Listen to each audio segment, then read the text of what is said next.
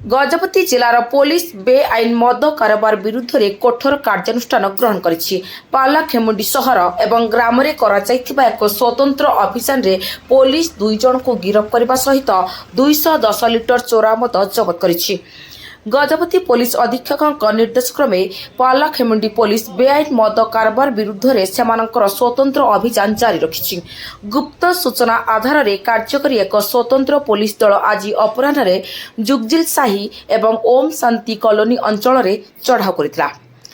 अपचार समय धोबासाही निकट जोगजिल साहीर श्रीनिवास बेहरा बयस 49 एवं तालकानी भारती बयस 45 को बेआईन मद बिक्री करने अभियोग गिरफ्त कर पुलिस सेमानकर 2टी घरे चढ़ाऊ करथिला।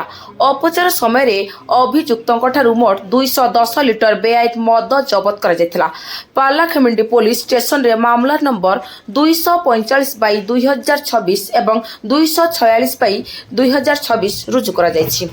गिरफ अभियुक्तों को आईन अनुसार कोर्ट रे हाजर करने प्रस्तुत चली एवं घटनार अधिक तदंत जारी रही।